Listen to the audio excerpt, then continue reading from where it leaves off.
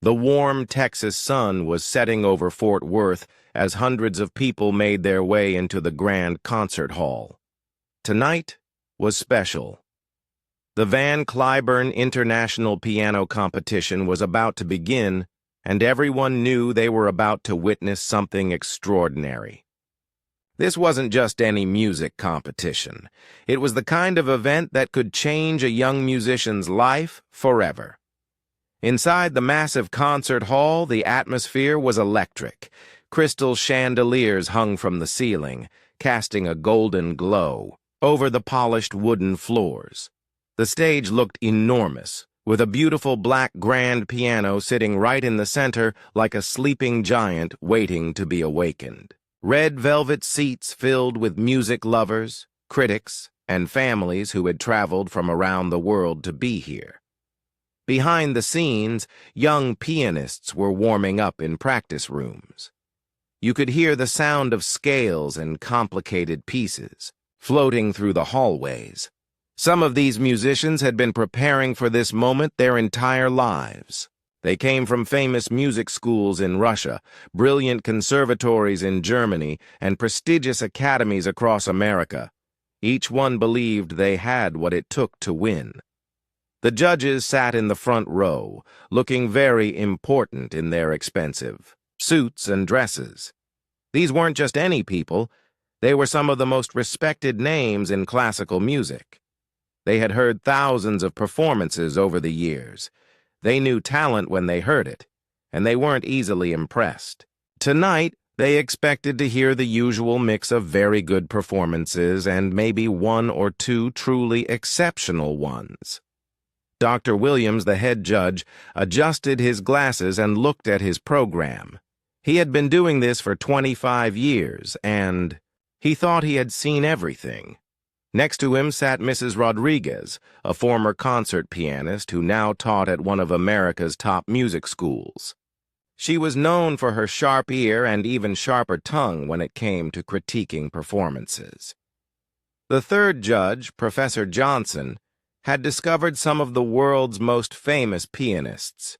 He rarely smiled during competitions, but when he did, it usually meant something special was happening. As the evening began, the first few contestants took the stage. A tall young man from Germany played Chopin with incredible technical skill. The audience clapped politely. A graceful woman from Russia performed Liszt with passion and power. The judges nodded approvingly. A confident American student tackled Mozart with precision and style. Everyone agreed it was a strong start to the competition, but then something unexpected happened. The announcer called out the next name, and a tiny figure walked onto the stage. She looked so small that some people in the back rows had to lean forward just to see her properly. This was Keiko, a 12-year-old girl from Japan. She wore a simple black dress that her grandmother had made for her, and her long black hair was neatly tied back with a plain ribbon. The contrast was striking. Where the previous contestants had walked with confidence and years of training behind them, Keiko seemed almost lost on the enormous stage. The grand piano looked massive next to her small frame. When she tried to adjust the piano bench, she had to stretch on her tiptoes to reach the adjustment knob. Some people in the audience couldn't help but smile at the sight. Dr. Williams leaned over to Mrs. Rodriguez and whispered, "She's awfully young, isn't she?" Mrs. Rodriguez raised an eyebrow and replied quietly, "I'm not sure what her parents were thinking bringing her here. This is serious competition, not a school recital." Professor Johnson didn't say anything, but his expression showed he was thinking the same thing. The truth was, none of them had expected someone so young to make it this far in the competition. Usually, contestants were at least 16 or 17 years old. Most were in their 20s. They had spent years studying at the world's best music schools. They had performed in hundreds of concerts and competitions. They understood the pressure The expectations, the incredible skill required to succeed at this level. Keiko, on the other hand, looked like she belonged in a middle school classroom, not on one of the world's most prestigious concert stages. Her hands seemed too small to reach all the keys properly. Her feet barely touched the pedals. When she sat down at the piano bench, she looked like a child pretending to be a grown-up pianist. The judges tried to hide their amusement, but it was difficult. Dr. Williams covered his mouth with his hand to hide a small chuckle. Mrs. Rodriguez shook her head slightly, already feeling sorry for what she imagined would be an embarrassing performance. Professor Johnson looked at his watch, wondering how long this would take and when they could move on to the next, more serious contestant. In the audience, people were whispering to each other. "How old is she?" someone asked. "Is this really appropriate?" another person wondered. A few parents in the crowd felt nervous for Keiko, remembering their own children's piano recitals and how scary it could be to perform in front of even a small group of people. Here was this little girl, about to play in front of hundreds of strangers and some of the toughest critics in the music world. But Keiko seemed unaware of all the whispers and doubtful looks. She was focused on something else entirely. She carefully positioned herself on the bench, testing the height to make sure she could reach the keys comfortably. She placed her small hands above the keyboard and took a deep breath. Her program said she would be playing Rachmaninoff's Piano Concerto No. 2, one of the most challenging and beautiful pieces in the classical piano repertoire. This made the judges even more concerned. Rachmaninoff was known for writing music that required enormous hands, incredible strength, and years of technical development. It was the kind of piece that even advanced adult pianists found difficult. The idea that a 12-year-old girl was about to attempt it seemed almost impossible. Dr. Williams shifted uncomfortably in his seat. He was already thinking about how to give Keiko gentle but honest feedback after her performance. He didn't want to crush her spirit, but he also couldn't pretend that a child could handle such sophisticated music. Mrs. Rodriguez was mentally preparing her kindest criticism, something that would encourage Keiko to keep studying, but also help her understand she wasn't ready for this level of competition yet. The concert hall grew quiet as everyone waited for Keiko to begin. You could hear people shifting in their seats, clearing their throats, adjusting their programs.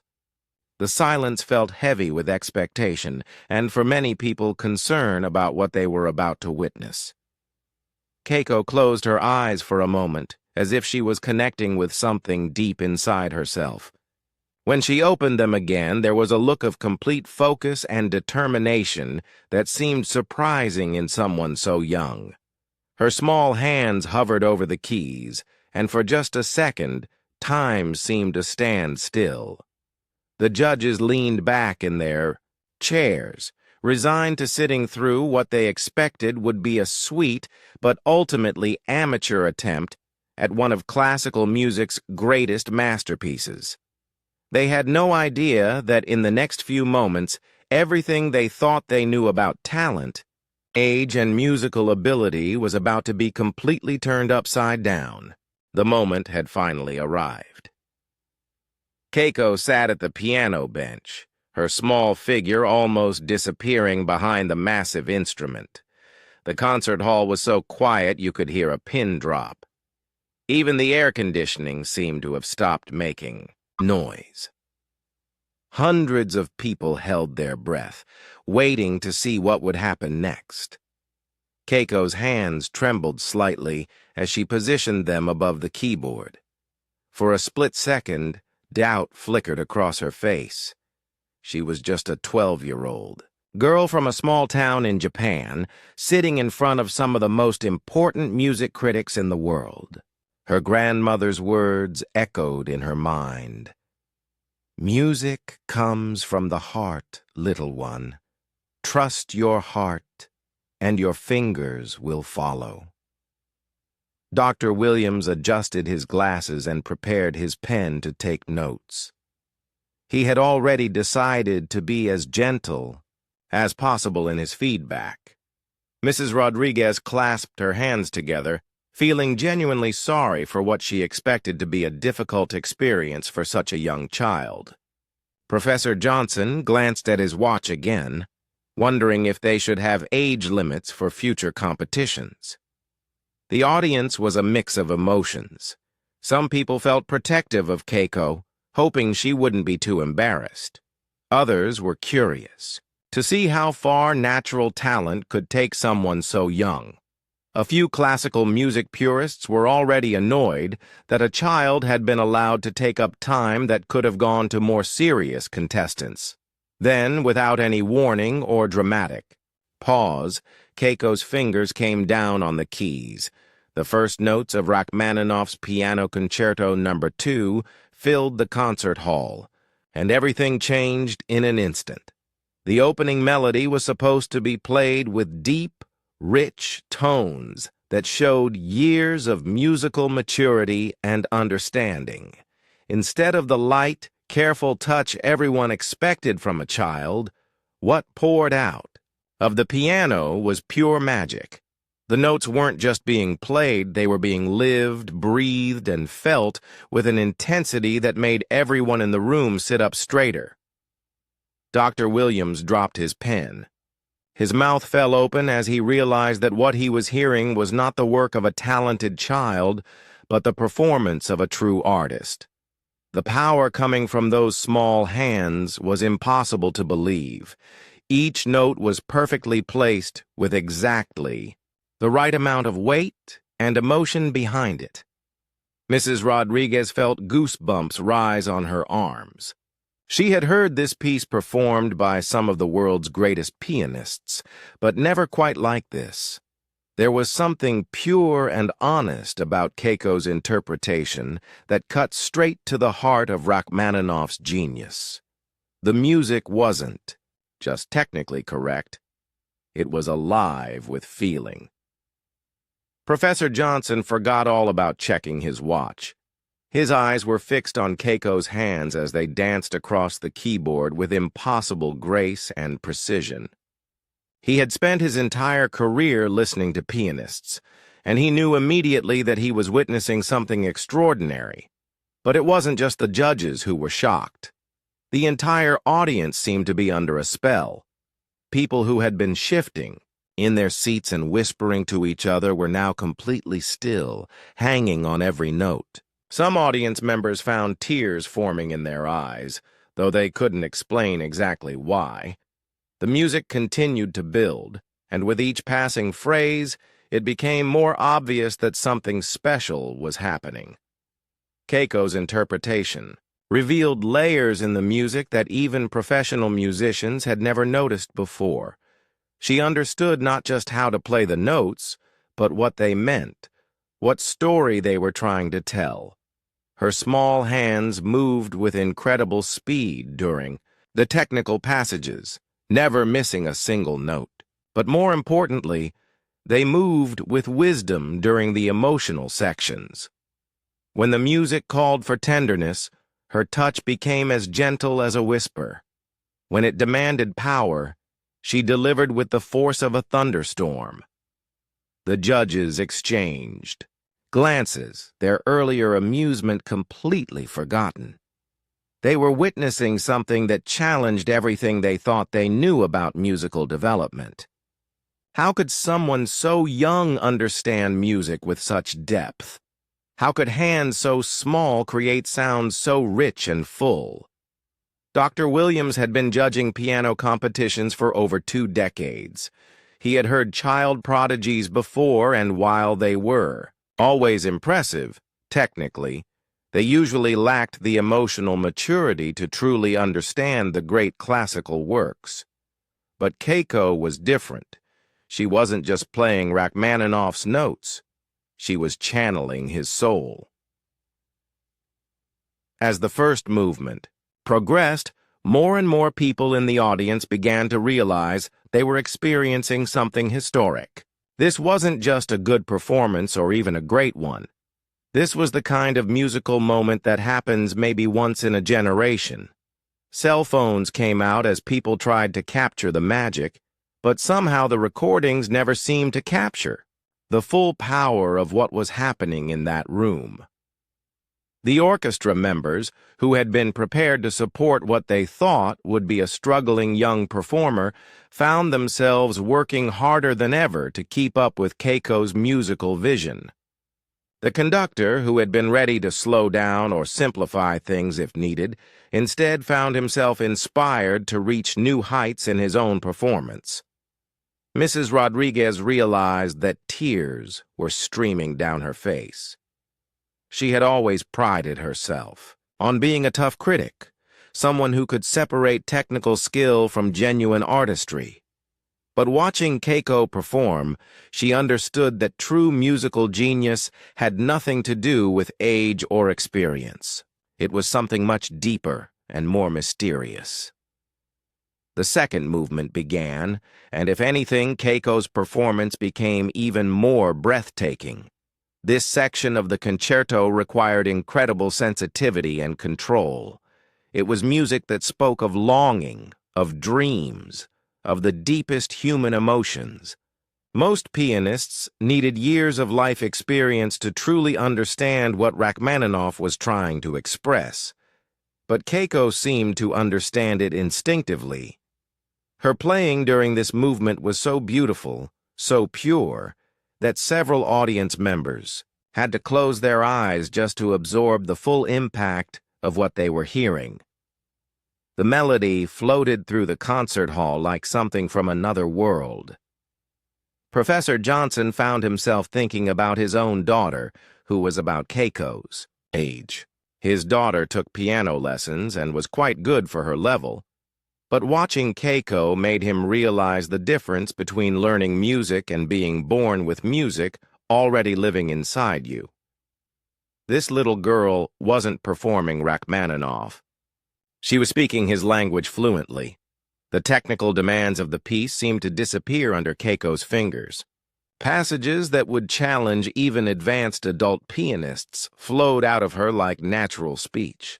Her hands, which had looked too small when she first sat down, now seemed perfectly designed for this moment. Every stretch to reach distant keys was graceful. Every quick passage was crystal clear. But perhaps most amazing of all was the confidence that seemed to grow with each passing minute. The nervous little girl who had struggled to adjust the piano bench was gone, replaced by a musician who commanded the stage with absolute authority. Her posture became straighter, her movements more decisive, her musical choices more bold. The judges stopped taking notes entirely. There was no point in trying to analyze what they were hearing in real time. This was the kind of performance that needed to be experienced, not dissected.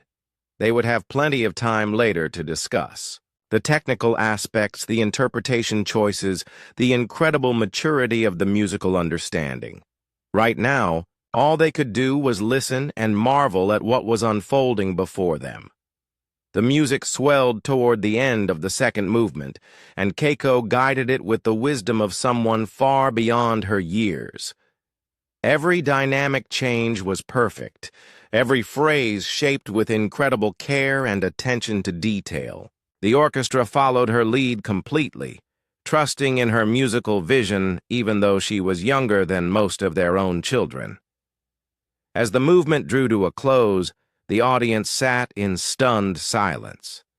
They knew they had just witnessed something extraordinary, but the performance was far from over. 2 more movements remained, and if Keiko could maintain this level of artistry, they were about to experience one of the greatest piano performances in the history of the competition. The little girl from Japan had already proven that age meant nothing when it came to true musical genius. Now everyone waited to see just how far this magic could go. The third movement of Rachmaninoff's Piano Concerto No. 2 was about to begin, and the entire concert hall held its breath. What had started as polite curiosity about a young competitor had transformed into something much more powerful. Everyone in the room knew they were witnessing musical history in the making. Keiko sat perfectly still for just a moment, gathering herself for what was to come. The third movement was known as one of the most demanding pieces in all of classical music. It required not just incredible technical skill, but also the kind of emotional depth that usually took decades to develop. Most professional pianists spent years preparing before they felt ready to perform it in public. But as Keiko's hands found their position on the keys, something remarkable happened. The nervous little girl who had walked onto the stage 30 minutes earlier was completely gone. In her place sat a true artist, someone who seemed to understand music at a level that defied explanation. The opening notes rang out with such clarity and purpose that several people in the audience gasped out loud. Dr. Williams found himself leaning forward in his chair, completely mesmerized. He had judged thousands of performances over the years, but never had he seen a transformation quite like this. The child before him was playing with the confidence and wisdom of someone 3 times her age. Mrs. Rodriguez wiped tears from her eyes, not caring that her makeup was probably smudged. She had spent her entire career trying to teach students how to connect emotionally with their music. Most of them never quite got it, even after years of lessons and practice. But this 12-year-old girl was demonstrating a connection to the music that seemed almost supernatural. As the movement progressed, Keiko's playing became even more breathtaking. Her small hands flew across the keyboard with impossible speed and accuracy. Complex passages that would challenge even the most skilled professionals flowed from her fingers like water. But it wasn't just the technical perfection that amazed everyone. It was the way she made every single note matter. Professor Johnson watched in fascination as Keiko navigated one of the most difficult sections of the concerto. Her fingering was flawless, her timing perfect, her musical choices absolutely brilliant. But what struck him most was how natural it all looked. She wasn't struggling or straining to reach the notes. Instead, she moved with the kind of effortless grace that suggested this music was simply part of who she was. The orchestra members found themselves playing better than they had in months. Something about Keiko's performance was inspiring everyone around her to reach new heights. The conductor had conducted this piece dozens of times, but never quite like this. He found himself following her musical lead, trusting completely in her interpretation even though she was younger than his own grandchildren. In the audience, people were having their own personal moments of revelation. A retired music teacher in the 5th row was thinking about all the students she had taught over 40 years, wondering if any of them would ever touch an instrument with such pure love and understanding. A young father was already imagining signing his daughter up for piano lessons, hoping she might one day experience even a fraction of the joy that seemed to radiate from Keiko's playing. The music built to one of its most powerful climaxes, and Keiko met the challenge head-on. Her playing became thunderous when the music demanded power, but never lost its incredible precision and control. The sound filled every corner of the massive concert hall, reaching the people in the very back rows with the same intensity as those sitting in the front. Dr. Williams realized that his hands were shaking. He had heard this piece performed by some of the greatest pianists of the past 50 years, but none of them had revealed the layers of meaning that Keiko was discovering in real time. She wasn't just playing Rachmaninoff's notes. She was having a conversation with the composer himself, understanding his intentions in ways that seemed almost mystical. The emotional sections of the third movement proved to be just as stunning as the technical ones. When the music called for tenderness, Keiko's touch became incredibly gentle, coaxing sounds from the piano that seemed to speak directly to people's hearts. Several audience members found themselves thinking about their own loved ones, their own dreams and struggles, as if the music was unlocking memories they had forgotten they had.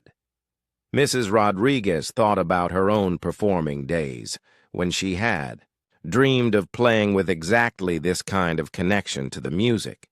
She had been talented, certainly, and had enjoyed a successful career. But watching Keiko, she realized she had never quite achieved the level of pure musical communication that this child was demonstrating effortlessly. The partnership between Keiko and the orchestra was becoming something truly special. Professional. Musicians who had played together for years were finding new ways to listen to each other, inspired by the 12-year-old girl who was leading them through one of classical music's greatest masterpieces. The conductor later said it was one of the most musical experiences of his entire career. As the movement continued, word began to spread beyond the concert hall. People in the lobby who could hear the music through the closed doors stopped there, conversations to listen. Ushers found excuses to peek into the hall, amazed by what they were hearing. Even the security guards, who had worked hundreds of events and thought they had heard everything, were gathering in the back to witness this extraordinary performance. Professor Johnson found himself thinking about the nature of genius itself. He had always believed that true musical ability required years of study, practice, and life experience. But Keiko was proving that some gifts transcended normal understanding. She was playing music that expressed the full range of human emotion, with a depth that suggested she had lived multiple lifetimes. The technical demands of the final section seemed to inspire Keiko to even greater heights. Her playing became more bold, more confident, more absolutely certain with each passing phrase. The most difficult passages, the ones that usually caused even professional pianists to tense up and focus purely on getting through them, flowed from her hands with complete naturalness. Dr. Williams realized that he was witnessing something that would change how he thought about music education forever. How do you teach someone to play like this? How do you explain to other students what they were seeing? This wasn't just talent or hard work. This was something much more mysterious and wonderful. The audience was completely under Keiko's spell now. People who had come to the concert as casual classical music fans were experiencing a transformation of their own. They were understanding, perhaps for the first time, what music could really do when it was performed with complete honesty and connection. Cell phones that had been recording earlier were forgotten as people realized that this moment needed to be experienced, not just captured. As the concerto moved toward its final climax, Keiko's playing reached an intensity that seemed almost impossible for someone her size. The sound coming from the piano was enormous, filling the concert hall with waves of pure musical energy. But even in the most powerful moments, every note remained perfectly clear and controlled. Mrs. Rodriguez found herself thinking about her own teachers, wondering what they would say if they could see this performance. The old masters had always talked about the importance of touching people's souls through music, but most students never quite understood what that meant. Keiko was providing a perfect demonstration of that ideal, showing everyone in the room what it really meant to communicate through an instrument. The final pages of the concerto approached, and everyone in the concert hall seemed to sense that they were about to witness the conclusion of something truly historic. Keiko had already proven that age meant nothing when it came to musical genius. Now, as she prepared for the final crescendo, The question was whether she could bring this incredible journey to a satisfying conclusion. Her concentration was absolute, her musical vision completely clear. The nervous child who had adjusted. The piano bench, at the beginning of the evening, was now a master musician commanding one of the world's most prestigious stages. And as the music built toward its thunderous finale, everyone waited to see how this magical performance would end. The final moments of Rachmaninoff's Piano Concerto No. 2 were approaching, and the tension in the concert hall was almost unbearable. Keiko's hands moved across the keyboard with breathtaking speed and precision as she prepared for the thunderous conclusion that would either crown this performance as truly legendary or leave everyone wondering what might have been.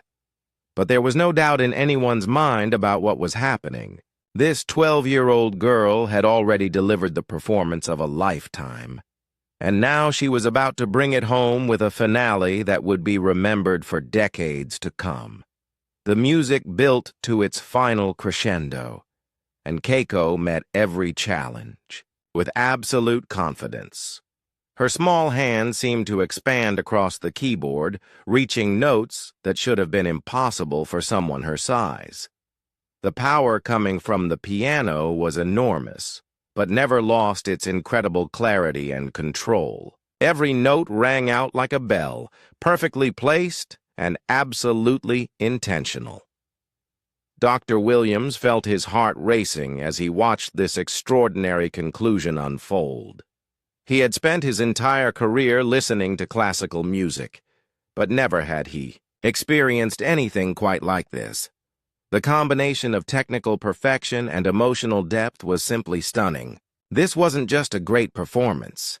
It was the kind of musical moment that reminded everyone why they had fallen in love with music in the first place. The orchestra rose to meet Keiko's energy, playing with an intensity and passion that matched her own incredible commitment to the music. The conductor had tears in his eyes as he guided the ensemble through these final measures. Later, he would say that conducting this performance was one of the greatest honors of his professional life. As the very last notes approached, the entire concert hall seemed to hold its breath. Keiko's concentration was absolute, her musical vision completely clear. She had taken everyone on an incredible journey through one of classical music's greatest masterpieces, and now she was about to bring that journey to its perfect conclusion. The final chord rang out with such power and beauty that several people in the audience actually gasped out loud. The sound seemed to hang in the air for an impossibly long time, as if the concert hall itself was reluctant to let this magical moment end. Then, silence. For what felt like an eternity, nobody moved. Nobody breathed. Nobody seemed able to process what they had just witnessed. Keiko sat perfectly still at the piano, her hands resting gently on the keys, looking once again like the 12-year-old girl she really was. Then the explosion came. The entire concert hall erupted in the most thunderous applause anyone could remember. People leaped to their feet so quickly that chairs were knocked over.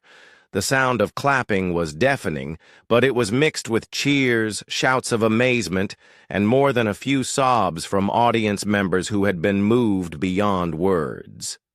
Dr. Williams was on his feet, applauding so hard his hands hurt. Tears were streaming down his face, and he didn't care who saw them. Mrs. Rodriguez was openly crying, her careful composure completely forgotten in the face of what she had just experienced. Professor Johnson was shaking his head in disbelief, applauding with the kind of enthusiasm he hadn't felt in years.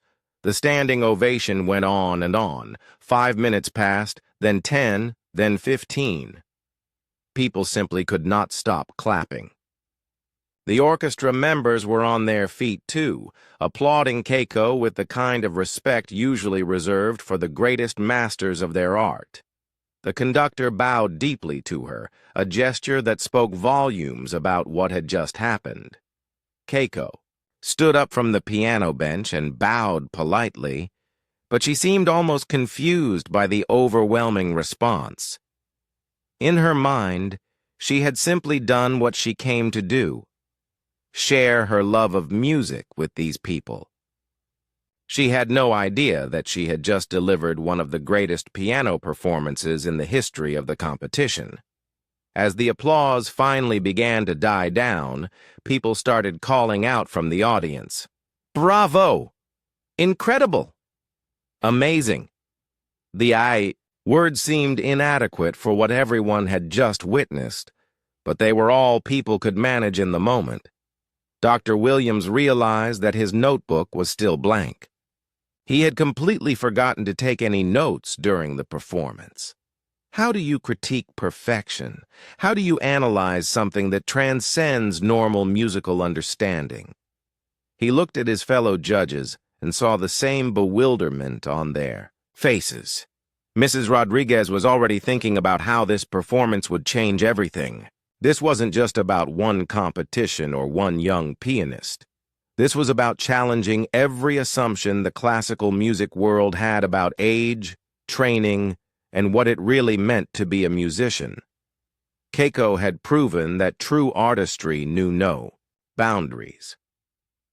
The judges huddled together, trying to figure out how to score what they had just heard.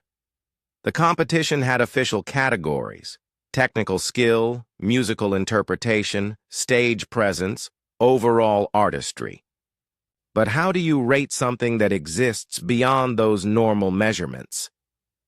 Keiko had achieved something that couldn't be captured by numbers or rankings. Professor Johnson spoke first. "In 40 years of judging competitions, I have never heard anything like that," he said quietly. That wasn't just a performance. That was pure music speaking directly through a human being. Dr. Williams nodded. "The question isn't whether she wins this competition," he said. "The question is how we explain to the other contestants that they just witnessed something that may never happen again in their lifetimes." Mrs. Rodriguez was more practical. "We need to make sure this young lady gets the support and guidance she needs," she said. "This kind of gift is incredibly rare, and it needs to be nurtured carefully." As word spread beyond the concert hall, the music world began to buzz with excitement. Videos of the performance, recorded by audience members on their phones, started appearing online within hours. Music teachers around the world watched in amazement. Classical music critics struggled to find words adequate to describe what Keiko had accomplished. The other competitors, who had been backstage preparing for their own performances, found themselves in an impossible situation. How do you follow something like that? Some of them watched recordings of Keiko's performance and realized they were witnessing the birth of a true musical legend. But perhaps the most important impact was on the people who had been in the concert hall that night. They went home changed, carrying with them the memory of something truly extraordinary. Parents called their children's piano teachers the next day, hoping their kids might one day experience even a fraction of the joy and connection that Keiko had demonstrated. Music students around the world watched videos of the performance and understood, perhaps for the first time, what it really meant to communicate through an instrument. This wasn't about playing the right notes or impressing judges. This was about touching people's souls through the universal language of music. The competition organizers faced an interesting challenge. Technically, there were still other contestants to hear, other performances to judge, but everyone knew that the real competition was over. Keiko had set a standard that was beyond comparison. When the final results were announced, the decision was unanimous. Keiko had won not just the competition, but the hearts of everyone who heard her play. The margin of victory was so overwhelming that the judges later said it was the easiest decision they had ever made. But the numbers and awards were almost beside the point.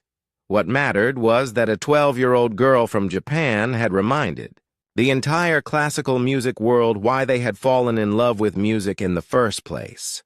She had shown that true artistry knows no boundaries of age, nationality, or expectation.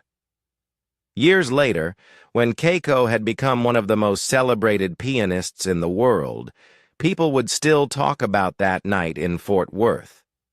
The judges, the orchestra members, and the audience members would tell their grandchildren about the evening when they witnessed pure musical magic.